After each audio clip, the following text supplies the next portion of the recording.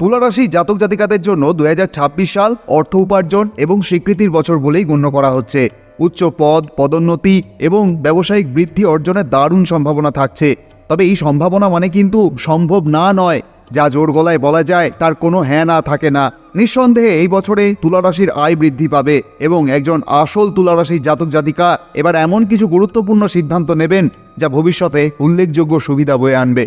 এই জানুয়ারি মাসেই অনেক গুরুত্বপূর্ণ গ্রহ নক্ষত্র গোচর হতে চলেছে, যা কম বেশি সব রাশির জীবনেই প্রভাব ফেলবে। তবে আজকে আমরা তুলা রাশি নিয়ে কথা বলছি। আমরা এই পর্বে আলোচনা করব 15ই জানুয়ারি থেকে 31শে জানুয়ারি আপনার জন্য কেন বিশেষ। এই মাসে 4টি গোচর আছে, যার মধ্যে 2টি গোচর ইতিমধ্যেই হয়ে গেছে। 13 তারিখে শুক্র এবং 14 তারিখ সূর্য। এবার বাকি রয়েছে 16 তারিখে মঙ্গল এবং 17 তারিখে বুধ। তুলা রাশির ধন সম্পদের দিক থেকে দেখতে গেলে আর্থিক বিষয়গুলো অনেক শক্তিশালী থাকবে এই জানুয়ারি মাসে। কর্মদক্ষতাও বৃদ্ধি পাবে। এবার আপনি আর্থিক উন্নতির জন্য বিভিন্ন সুযোগের সদ্ব্যবহার করবেন, কারণ এই মাসে গ্রহ অবস্থান জানান দিচ্ছে যে আপনি আপনার নিজের লক্ষ্যের ওপর আগের তুলনায় আরও বেশি মনোযোগী হয়ে উঠবেন। আর এই মনোযোগ যেমন চাকরিতে সফলতা নিয়ে আসবে, তেমনি ব্যবসাতেও সমৃদ্ধি বাড়াবে। আপনার কর্মক্ষমতা আপনার সম্ভাবনার চেয়েও আরও অনেক ভালো হবে। এই মাসে আপনি উদ্যোক্তা হতে আগ্রহী হবেন এবং আপনার প্রচেষ্টা ইতিবাচকভাবেই কিন্তু পুরস্কৃত হতে পারে। তবে শুধুই কি ধনসম্পদ, অর্থ আর কিছু জানার নেই? স্বাস্থ্য, শিক্ষা, প্রেম, ভালোবাসা, বিবাহিত জীবন, ভাগ্য, কেরিয়ার, ব্যবসা কেমন থাকবে সেগুলো তো গুরুত্বপূর্ণ। যেহেতু সকল তুলা রাশি দেখছেন, তাই সকলের আদেশ শিরোধার্য। নতুন মাসে কি কোনো বড় পরিবর্তন আসছে? এই সকল বিষয় আজ আপনার কাছে বরফ গলা জলের মতো পরিষ্কার হয়ে যাবে।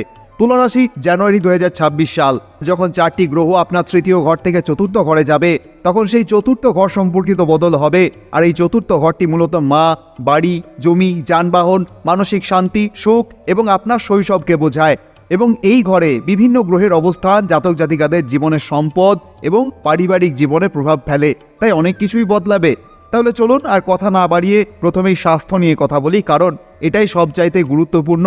স্বাস্থ্য ভালো তো সব ভালো। স্বাস্থ্য বলতেই কিন্তু আমরা প্রথম ঘরটিকে বুঝি, তবে রোগঋণ শত্রুর জন্য ষষ্ঠ ঘর এবং কিছু ক্ষেত্রে দ্বাদশ ঘর।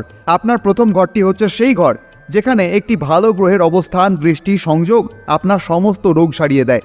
মঙ্গলের প্রভাবের জন্য সাহসিকতা ও উদ্যম থাকবে, কিন্তু যখনই শুক্র চতুর্থ ঘরে যাবে তখন থেকে কিন্তু আগামী 31 জানুয়ারি পর্যন্ত যানবাহন এবং গৃহস্থ জীবনে সুখের সম্ভাবনা বাড়বে।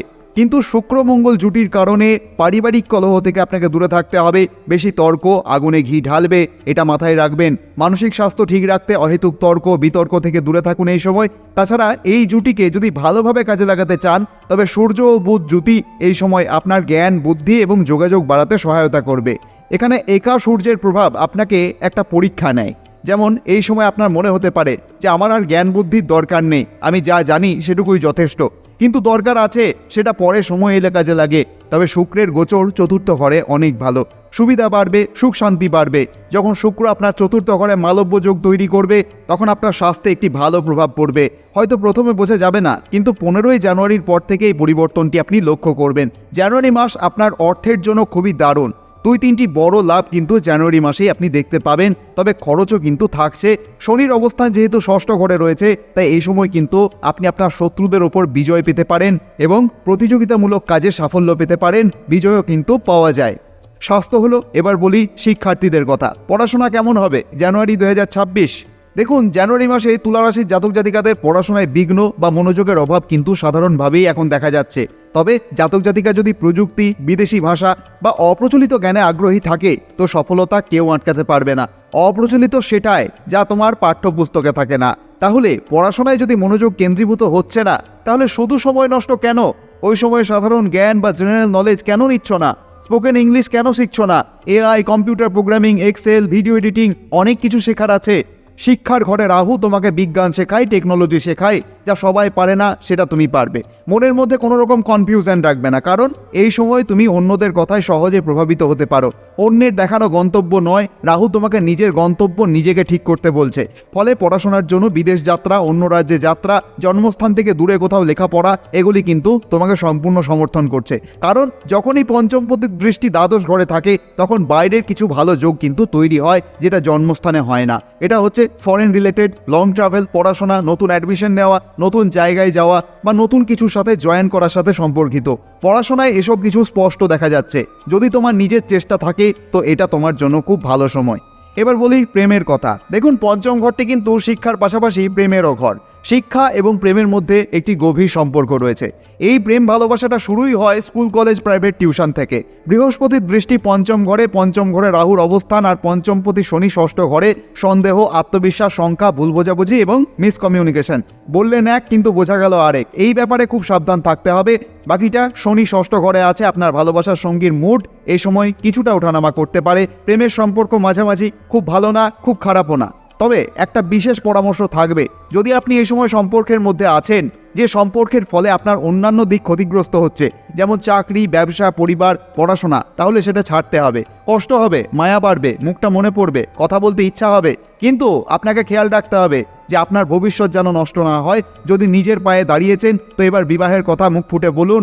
যাকে ভালোবাসেন তিনি এই ব্যাপারে আদৌ সিরিয়াস কিনা সেটা দেখুন। যদি দেখেন যে আরও ডিলে হবে, অর্থাৎ ঝুলে থাকতে হবে, তাহলে সিদ্ধান্ত নিন কি করবেন, কারণ সময় কারোর জন্য দাঁড়িয়ে থাকে না। এবারে চলুন তাহলে বিবাহ জীবনের কথাই বলি। আপনার ম্যারিড লাইফ কেমন চলছে? সপ্তম ঘর বিবাহ জীবনের প্রতীক। মঙ্গল আর শুক্র একসাথে বসে আছে। এটা খুবই ভালো অবস্থান, কারণ প্রথম আর সপ্তম পতি একসাথে তৃতীয় ঘরে। এটা বিবাহিত জীবনকে ভালো এবং শক্তিশালী করে তোলে। ভ্রমণের সম্ভাবনাও কিন্তু তৈরি হচ্ছে এই মাসে। মাস শুরু হতেই ধীরে ধীরে কিছু পরিকল্পনা হতে পারে, আপনারা সেই পরিকল্পনাগুলি করতে পারেন। জানুয়ারি মাসে আপনি কোনো ধাম, মন্দির, মসজিদ, গির্জা বা লং ট্রিপে যেতে পারেন। 15-16 জানুয়ারির পর থেকে যখন মঙ্গল আপনার চতুর্থ ঘরে এসে উচ্চস্থ হবে, তখন কিন্তু আপনার সম্পত্তি সংক্রান্ত ভালো সময়। আপনার জীবনসঙ্গীর সঙ্গে বড় কোনো পরিকল্পনার জন্য ভালো সময়, কিংবা আপনার জীবনসঙ্গীর ব্যক্তিগত এবং পেশাগত জীবনের জন্য শুভ সময় হবে। সপ্তমপতি চতুর্থ ঘরে উচ্চে চলে যাবে আর দশম ঘরে দৃষ্টি থাকবে। তার মানে হচ্ছে আপনার জীবনসঙ্গীর জন্য কিন্তু এটা দারুণ সময়, অর্থাৎ ভাগ্যে উন্নতি। চলুন তাহলে এবারে ভাগ্যের কথাই বলি। ভাগ্য, কেরিয়ার আর ব্যবসা। জানুয়ারি মাসে আপনার ভাগ্য আপনাকে পূর্ণ সমর্থন করছে। যদি আপনার প্রশ্ন থাকে যে ভাগ্য কখন বেশি ভালো থাকবে, তুলা রাশির লাকি টাইম কখন হবে, তাহলে বলাই যায় যখন শুক্র আর বুধ আপনার চতুর্থ ঘরে গোচর করবে। 13 তারিখে শুক্র আর 17 তারিখে বুধ, তারপরে আপনার ভাগ্য কিন্তু অনেকটাই ভালো হয়ে যাবে। কারণ এই ঘর সুখের ঘর। জানুয়ারি মাসে বেশি ভালো সময় শুরু হবে 15 তারিখের পর। জানুয়ারি মাসে তৈরি হচ্ছে আপনার জন্য গাজকেসরি যোগ। নতুন চাকরির অফার আসতে পারে। পাশাপাশি আপনার কর্মস্থলে আপনার কোনো ইচ্ছা মেনে নেওয়া হতে পারে, সেই ধরনের সুযোগ কিন্তু দেখা যাচ্ছে। পদোন্নতির খবরও কিন্তু আপনাকে আনন্দিত করতে পারে। তাই জানুয়ারি মাসটা পদোন্নতি আর ক্ষমতা বৃদ্ধির মাস হিসাবেই দেখা হচ্ছে, কারণ গাজকেসরি যোগ আপনার জন্য তৈরি হচ্ছে।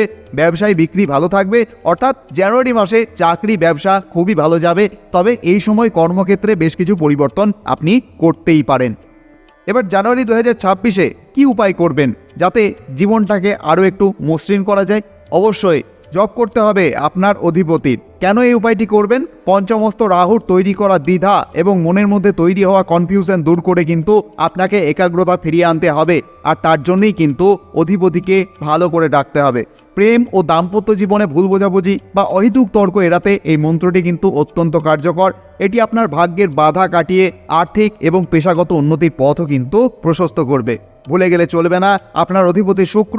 তাই প্রাণ ভরে, মন ভরে শুক্র বীজ মন্ত্র জপ করতে পারেন, অথবা ওং শুং শুক্রায় নমঃ, অথবা ওম দ্রাম দ্রিম দ্রোম সা শুক্রায় নমঃ, এই মন্ত্রটি জপ করতে পারেন। প্রত্যেক দিন রাত্রে ঘুমোতে যাওয়ার আগে জপ করতে করতে ঘুমিয়ে পড়বেন এবং সকালে উঠে অবশ্যই আরও একবার স্মরণ করে নেবেন। আর সম্ভব হলে প্রতি শুক্রবার কোনো ছোট বালিকাকে সাদা রঙের কোনো মিষ্টি খাবার দান করুন। এতে শুক্রের শুভ প্রভাব বৃদ্ধি পায়। আপনার অমীমাংসিত কাজগুলি দ্রুত সম্পন্ন হবে। ভগবানের আশীর্বাদী হাত আপনার মস্তক স্পর্শ করুন। আপনি ভালো থাকুন, আনন্দে থাকুন, এই প্রার্থনাই করি। আপনি যদি এই ভিডিওটির থেকে একটু উপকৃত হয়ে থাকেন, অবশ্যই কমেন্টে লিখতে ভুলবেন না জয় মা তারা, জয় বামদেব। আজকের মতো তাহলে এখানেই বিদায়। আবার কথা হবে ফেব্রুয়ারি মাসের পর্ব নিয়ে। ধন্যবাদ।